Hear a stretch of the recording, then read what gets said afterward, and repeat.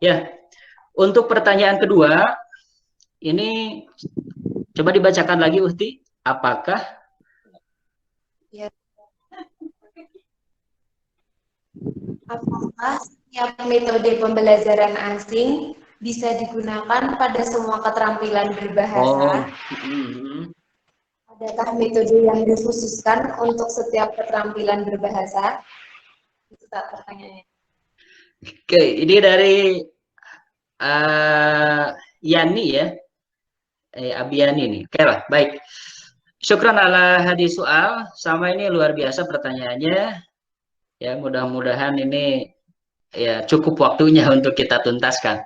Baik, ini untuk pertanyaan kedua ini, apakah semua metode pembelajaran yang barusan kan kalau kalau kita berbicara kitab ini sudah dari awal memang konteksnya tidak hanya bahasa Arab, tapi semua bahasa asing. Bahasa asing itu konteksnya adalah bahasa yang menjadi bahasa kedua atau bahasa target atau bahasa yang dipelajari oleh siswa.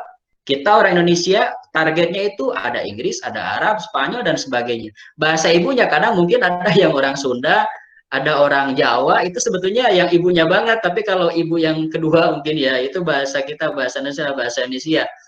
Nah, kalau melihat substansi kitab ini, pada prinsipnya semua metode belajar bahasa asing ini dapat digunakan. Bahkan sebelum kepada keterampilan berbahasa dapat digunakan dalam semua pembelajaran bahasa asing bagi penutur bahasa ibu tadi. Ya, bagi siswa yang sedang belajar bahasa asing itu. Nah, lebihnya kepada semua keterampilan berbahasa, tadi kan mungkin sudah dijelaskan kalau untuk pendekatan struktural itu ada ranah prioritas, ya, di mana struktural itu karena al-hajah al-muhimmah indahum, jadi kepentingan ataupun esensi yang paling melekat dalam keinginan mereka itu bagaimana orang dapat menggunakan bahasa untuk kepentingan atau siswa dapat menggunakan bahasa yang dia pelajari untuk kepentingan berkomunikasi atau berinteraksi.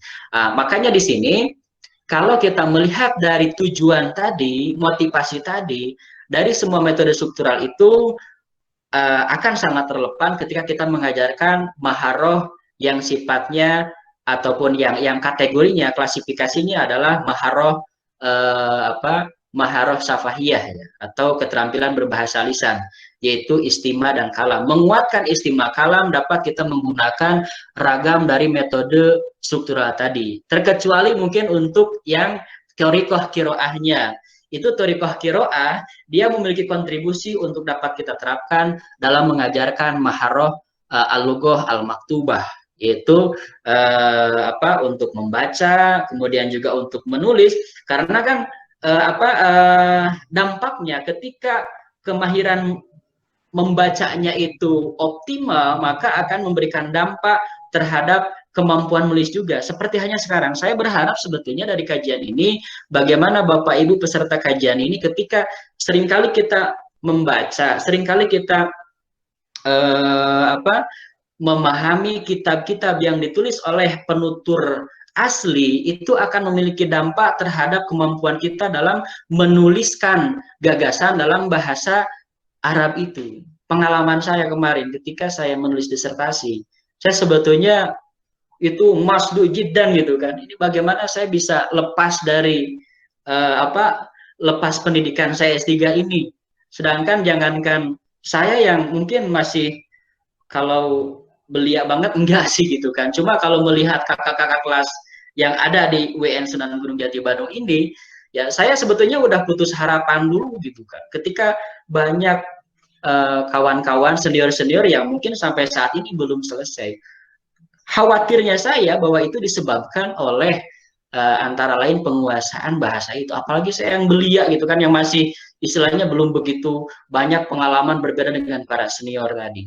Nah, namun demikian, satu di antara langkah yang saya terapkan, alhamdulillah, di dengan seringnya membaca kitab-kitab bahasa Arab, ya kitab-kitab yang ditulis oleh penutur asli bahasa Arab, dan tidak hanya sekedar koran. Saya itu pendekatannya kan karena kalau menulis ilmiah itu otomatis kita sumbernya juga harus dari bahasa dari artikel-artikel yang ditulis secara ilmiah juga.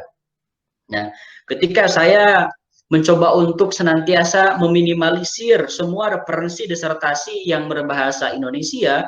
Saya mengedepankan referensi yang berbahasa Inggris, juga berbahasa Arab. Itu alhamdulillah dampak positifnya. Mungkin ini sebagai tindak lanjut dari Thoriqoh Qiraah tadi.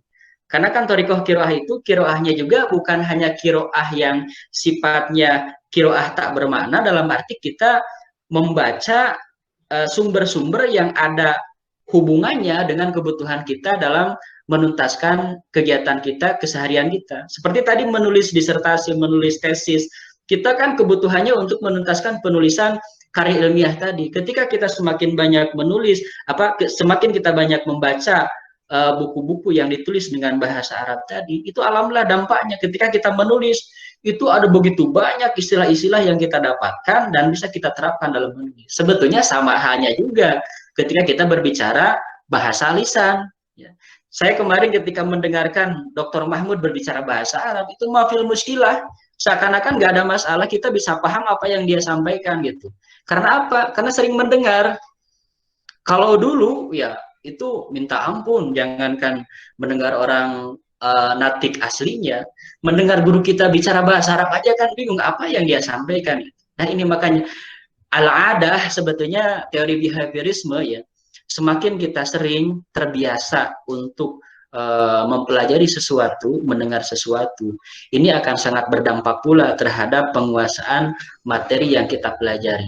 Nah, makanya mungkin kaitan dengan pertanyaan ini, saya pikir yang pertama jawabannya semua metode ini insya Allah bisa diterapkan dalam semua pembelajaran bahasa asing, apapun itu bahasanya. Yang penting adalah bagaimana cara guru tadi menerapkannya atau pengajar menerapkannya. Otomatis harus menyesuaikan dengan bahasa yang dia ajar. Dan kemudian kaitan dengan apakah dalam semua keterampilan berbahasa bisa diterapkan, ada yang ada yang fokusnya itu prioritas terhadap pembelajaran al-lughah asy-syafahiyah, ya al-lughah al-mantuqah, ada juga yang dia al-lughah al-maktubah.